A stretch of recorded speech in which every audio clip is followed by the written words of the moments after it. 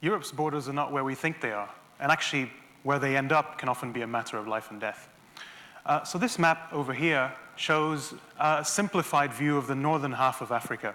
And what it shows is some of the routes that people take, not just in kind of regional migrations like you might see in Western and Eastern Africa there, but also some of the ways that people also get to Europe along those routes.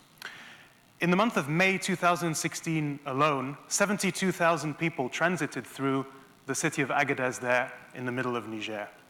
Many of these people are trying to go to Libya, to Algeria for work, for example, but many of these people are trying to get to Europe as well.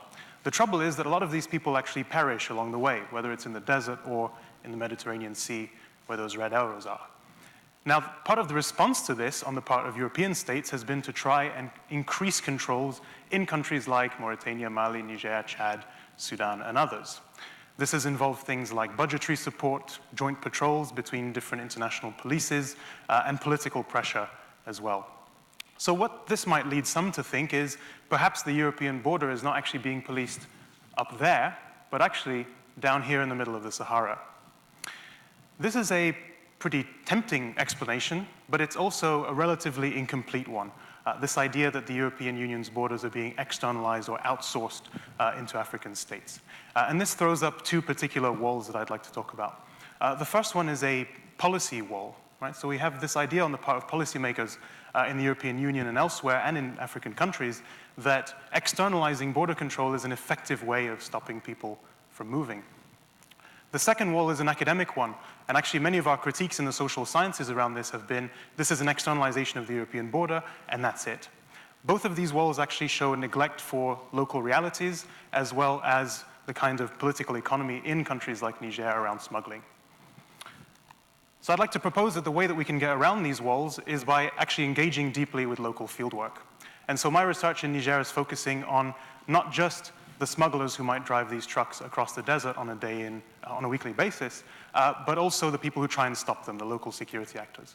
And what this shows us is two things.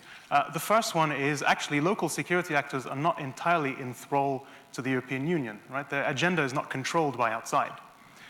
The second one is that migrant smugglers as well are also determinants of how this migration actually happens. And the way that you clamp down on smuggling like this has deep effects on insecurity that is felt by migrants and by others. And so the result of this intervention potentially is actually leading to the loss of more lives along the way.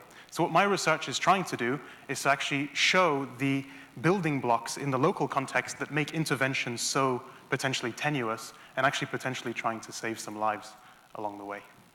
Thank you. Question coming to you.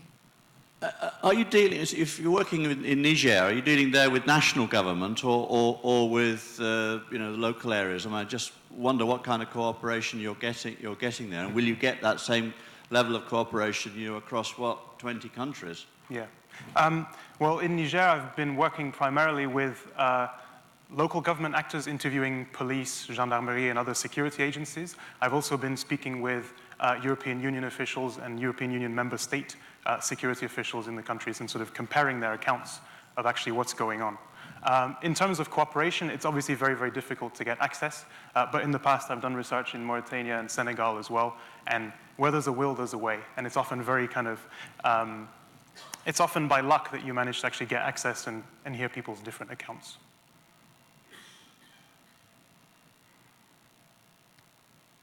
Audience question?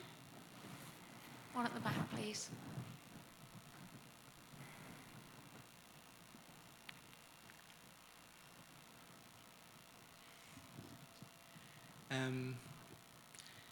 My question is going to be about the politics rather than the immigration.